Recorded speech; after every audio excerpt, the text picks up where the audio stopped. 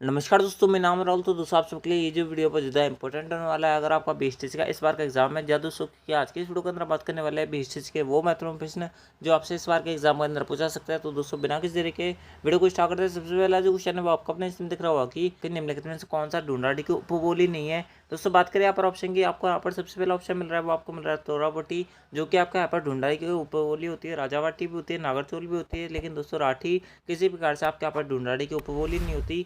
यानी कि ऑप्शन जो डी है वो हमारा इस क्वेश्चन करेक्ट आंसर है। बढ़ते हैं आपका अगले क्वेश्चन तरफ। अगला जो क्वेश्चन है वो आपको अपने इसमें दिख रहा होगा कि चारों ओर से पहाड़ियों से घिरे हुए उदयपुर बेसिन को स्थानीय भाषा में किस नाम से जाना जाता है। दोस्तों मैं आपको बता दूं, उदयपुर बेसिन जो कि आपकी चारों तरफ से पहाड़ी से घिरा हुआ है उसे हम यहाँ पर भोराट के नाम से जानते हैं। इस बात को ध्यान रखना। बात करें भाकर की, तो दोस्तों जो सिरोही वाला हिस्सा है उसके अंदर जो यहाँ पर पहाड़ियाँ है उनको जब हम जानते हैं वो आपके यहाँ पर लोकल लैंग्वेज में भाकर के नाम से जानते हैं। इस बात को ध्यान रखना है। यानी कि ऑप्शन जो सही होगा वो हमारा इस क्वेश्चन करेक्ट आंसर होगा। बढ़ते आपका अगले क्वेश्चन तरफ। अगला जो क्वेश्चन है वो आपका अपने इसमें दिख रहा होगा कि कुंभलगढ़ और गोगुंदा के मध्य स्थित पठार है। यानी कि आपको बताना है कि कुंभलगढ़ और गोगुंदा के मध्य कौन सा पठार पड़ता है, उसका नाम क्या है, आपसे इस क्वेश्चन अंदर पूछा रहा है। दोस्तों बात करें यहाँ पर ऑप्शन की, सबसे पहला ऑप्शन मिल रहा है वो आपको मिल रहा है मेसा। दोस्तों मैं आपको बता दूं चित्तौड़गढ़ का जो किला है वो आपके यहाँ पर मेसा पठार पर स्थित है, ना कि आपके यहाँ पर कुंभलगढ़ और गोगुंदा के मध्य स्थित है। बात करें यहाँ पर ऑप्शन की, तो दोस्तों आपको यहाँ पर सबसे पहला ऑप्शन मिल रहा है वो आपको मिल रहा है मेसा, जो कि हमारा इनकरेक्ट होगा। उसके अंदर दिया हुआ है आपको यहाँ पर बोराट, जो भी हमारा इनकरेक्ट होगा।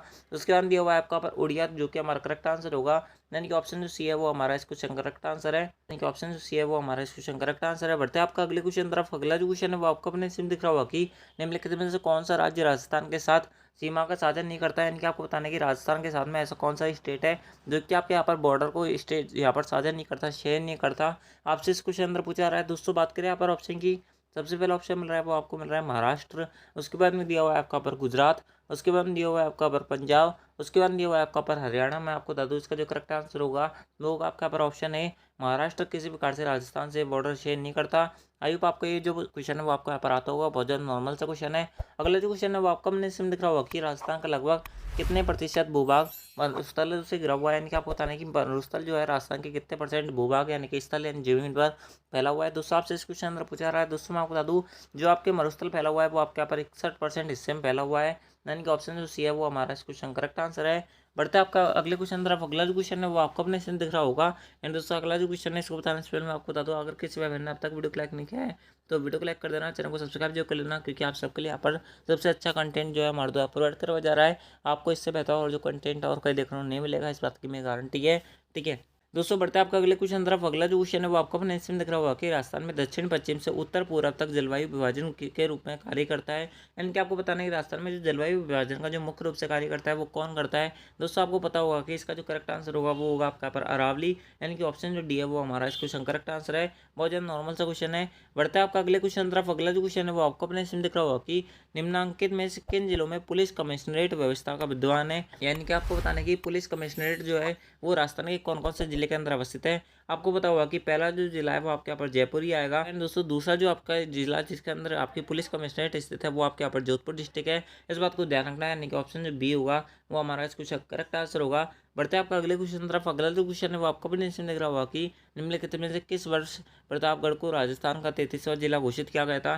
दोस्तों वर्तमान में बहुत सारे जो जिले हैं वो आपके यहाँ पर घोषित किए गए हैं। आपको पता होगा कि 19 नए जिले बने। आपके कौन सी डेट को बने थे, कौन सी डेट को उनको स्वीकृति मिली थी, कौन सी डेट के अंदर इनका यहाँ पर बॉर्डर शेयर किया गया था, यानी कि बॉर्डर आपका बांटा गया था। ये सारी डेट आप यहाँ पर याद रखना। आपसे कोई सा भी जो क्वेश्चन है वो आपसे इस बार के एग्जाम के अंदर पूछा सकता है। इस बात को आप यहाँ पर याद रखना। दोस्तों इस वाले क्वेश्चन के बारे में बात करें तो दोस्तों इसका जो करेक्ट आंसर होगा वो होगा आपका पर 2008। यानी कि ऑप्शन जो बी है वो हमारा इस क्वेश्चन करेक्ट आंसर है। बढ़ते हैं आपका अगले क्वेश्चन तरफ। अगला जो क्वेश्चन है वो आपका अपने इसमें दिख रहा होगा कि क्षेत्रफल की दृष्टि से राजस्थान का सबसे बड़ा जिला कौन सा है। दोस्तों मैं आपको बता दूं क्षेत्रफल की दृष्टि से सबसे बड़ा जो जिला है वो आपको पता होगा कि जैसलमेर ही है। यानी कि ऑप्शन जो सी होगा वो हमारा इस क्वेश्चन करेक्ट आंसर होगा। आई होप आपने ऑप्शन सी बताया होगा। बढ़ता है आपका अगले क्वेश्चन तरफ। अगला जो क्वेश्चन है वो आपको अपने इसमें दिख रहा होगा कि राजस्थान के किस क्षेत्र में जयपुर शहर स्थित है। दोस्तों मैं आपको बता दूं जयपुर शहर जो है वो आपके यहाँ पर ढूंढाड़ वाले एरिया के अंदर अवस्थित है। आई होप आपको ये वाली जो बात है वो आपको यहाँ पर पता होगी। यानी कि ढूंढाड़ जो होगा वो करेक्ट आंसर होगा। बात करें हाड़ौती की तो दोस्तों आपके कोटा बूंदी बारा झालावाड़ यानी कि कोजा बाबू वाला जो क्षेत्र है वो आपके यहाँ पर हाड़ौती के अंदर आता है। आई होप आपको ये वाली बात जो है वो आपका पर पता होगी। बढ़ता है आपका अगले क्वेश्चन तरफ। अगला जो क्वेश्चन है वो आपका अपने इसमें दिख रहा होगा कि राजस्थान के 33वें जिले प्रतापगढ़ का गठन किन किन जिलों के क्षेत्रों को मिलाकर किया गया है। यानी कि 33वां जिला जो प्रतापगढ़ बना है, कौन कौन से जिले के एरिया को आपको यहाँ पर लेकर बनाया गया है। दोस्तों बात करें यहाँ पर ऑप्शन की, सबसे पहला ऑप्शन मिल रहा है वो आपको मिल रहा है डूंगरपुर चित्तौड़गढ़ उदयपुर बांसवाड़ा। उसके बाद दिया हुआ है आपका पर बांसवाड़ा उदयपुर चित्तौड़गढ़। उसके बाद दिया हुआ है आपका पर चित्तौड़गढ़ डूंगरपुर बांसवाड़ा। उसके बाद दिया हुआ है आपका पर उदयपुर चित्तौड़गढ़ डूंगरपुर। दोस्तों मैं आपको बता दूँ इसका जो करेक्ट आंसर होगा वो होगा आपका यहाँ पर चित्तौड़गढ़ डूंगरपुर बांसवाड़ा, यानी कि ऑप्शन सी होगा वो हमारा इस क्वेश्चन करेक्ट आंसर होगा। इस बात को आप यहाँ पर याद रखना। बढ़ते हैं आपका अगले क्वेश्चन तरफ। अगला जो क्वेश्चन है वो आपका अपने स्क्रीन देख रहा होगा कि राजस्थान में लौटते मानसून की ऋतु है, यानी कि आपको बताना है कि यहाँ पर जब मानसून लौटता है तो दोस्तों उस समय जो महीना होता है वो कौन सा होता है, आपसे इस क्वेश्चन अंदर पूछा रहा है। दोस्तों आपको पता होगा कि जब मानसून लौटता है, यानी कि राजस्थान के अंदर जब मानसून लौटता है दोस्तों वो अक्टूबर से दिसंबर का महीना होता है, यानी कि ऑप्शन जो सी होगा वो करेक्ट आंसर होगा। बारिश का टाइम जाता है दोस्तों, यहाँ पर सर्दी का जो माहौल है वो आपके यहाँ पर बनना स्टार्ट हो जाता है इन महीनों में, यानी कि ऑप्शन सी होगा वो हमारा इस क्वेश्चन करेक्ट आंसर होगा। बढ़ते हैं आपका अगले क्वेश्चन तरफ। अगला जो क्वेश्चन है वो आपको अपने इसमें दिख रहा होगा कि गर्मियों के समय भारत के महान मरुस्थल में चलने वाली गर्म हवा क्या कहलाती है। आपको पता होगा कि गर्मियों के समय में जो भारत के महान मरुस्थल जिसे हम थार का मरुस्थल के नाम से जानते हैं दोस्तों, इसके अंदर जो चलने वाली हवा होती है इसे हम किसके नाम से जानते हैं, इसको हम यहाँ पर लू के नाम से जानते हैं। आई होप आपको पता होगा, यानी कि ऑप्शन जो ए है वो करेक्ट आंसर है।